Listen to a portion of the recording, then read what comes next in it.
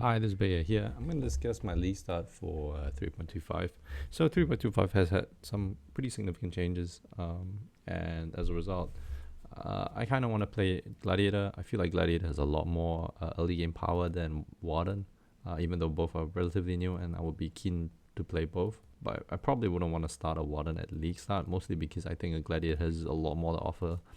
So I'm going to briefly talk about why I want to go Gladiator and generally the strengths of Gladiator, especially at league start. So first and foremost, there's been a bit of a revamp on a lot of the nodes on this side, and there's actually a lot of really good nodes while pathing to this area. To start off with, Gladiator, this is what Gladiator will have by about level 50, Darish 58, 59.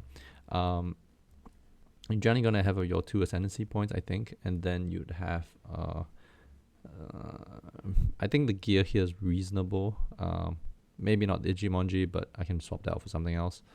So how this works is I'm going to path and get as many of the block nodes as possible. So up here, I'm getting some block nodes here, block nodes here, block nodes here, and yeah. So I'm going dual strike of ambidexterity. I think this is really good for early game damage, especially because you have not only dual strike mastery, but you also have ambidexterity here. Those are really strong nodes. You have access to precise technique, so that's a lot more, 40% more damage as well. You won't have critical strikes, but I think that's perfectly fine. You have 2 reservation clusters, one here and one here, and they give pretty significant bonuses. This gives you 12% reservation efficiency and 8%, so that's 20% reservation efficiency. Down here you have about 8% reservation efficiency as well as 6%, so yeah, all in all pretty good. Okay, kind of want to talk about what makes this really nice. Inherent bonuses when dual wielding are doubled, so 20% chance to block attack damage and 10% more attack speed is going to be 40% chance to block attack damage. You go versatile companion, and with all the attack block passives here, as well as the anvil, you're going to pretty much hit capped attack block, which is 65, and then you would have about 65% spell block chance. Once you get lucky, this goes up to 87% because of how it works. You roll twice, right? And you can actually get pretty similar amount of more maximum attack and spell block. So you have it here, 2% chance of maximum chance to block spell, 3% chance to maximum chance to block attack,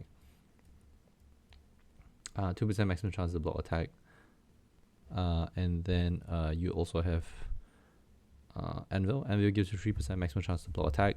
So all in all, you should have about 93% chance to block, effective chance to block once the lucky procs.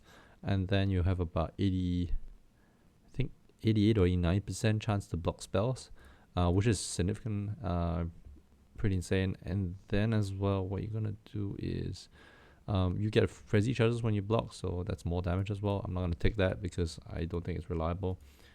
And then anvil gives you life and mana on gain on lock, so that helps you with survivability. Damage is mostly scaling from Frost Breath with dual Tassalios, Ichimonji, and the Smite.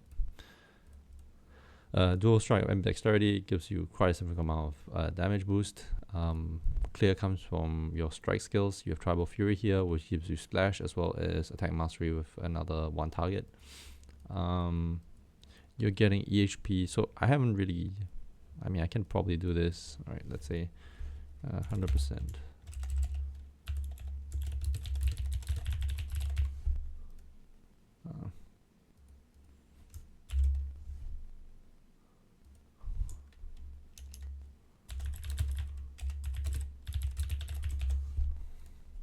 This might be a little, okay, maybe too, let's put it as 60%.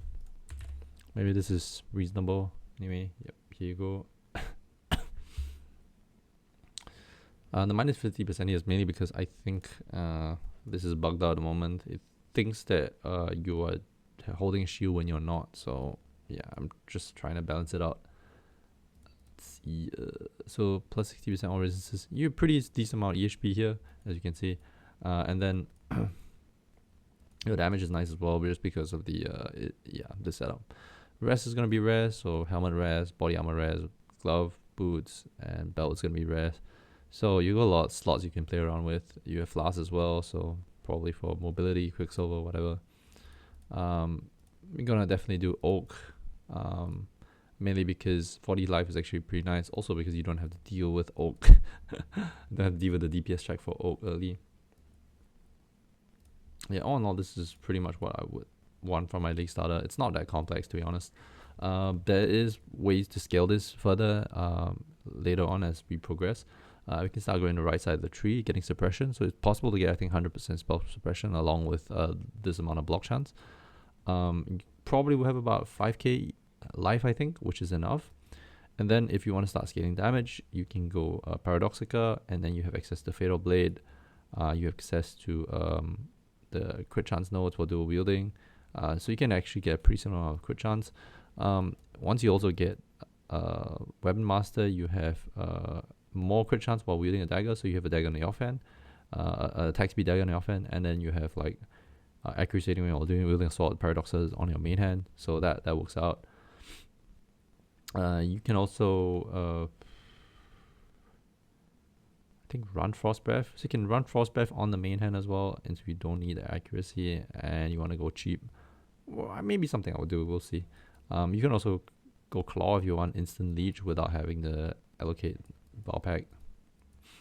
But yeah, there's a lot of SWOT nodes here that make it kind of worthwhile to go Paradoxica. So SWOT crit, suppression nodes, yeah, that's pretty much it. Left side, here is strong, here is good because you get these. I'm not sure if you can drop these. You can probably drop these, I think. But this is like super nice. And you can also allocate it if you want to and not path here, because this is pretty cheap. 2 black or Paladin is attainable. Yeah, all in all, this is what I want to accomplish. Day 1 should be relatively easy to accomplish, except for the Ichimonji. If not Ichimonji, I might have to look for something else. Some stat stick offhand with high attack speed. Could be a rare. But these are my priorities, so I'll definitely be trying to snipe a Anvil and double Thessalios. I think they should be accessible. Frost Breath is something that definitely I would want to get. It's just a matter of like I really honestly don't feel like the weapons matter that much. I might not even go dual strike and mid dexterity if these are expensive. Can also go splitting steel with return projectiles and just go for like a 200 weapon here. Thessalios will just carry you in damage, so it's not a problem. But yeah, no, I actually can't go two-handed. Splitting steel with like dual wheels just because you need all the dual wheel nodes. Anyway, yeah, so this is generally what my league style would be. I hope you enjoyed this. I might change my mind like a couple days, like 1 or 2 days before, but I've actually done a lot more prep work this league than I would ordinarily. I kind of like thought this league would be this changes would be significant enough that I need to do way more prep work than I usually do, but once I got into it, I was like, pretty clear what I wanted. So this didn't really take that long. I'll drop the POB in the description. Hope you enjoyed this video, and I'll see you guys. I'm out. Bye.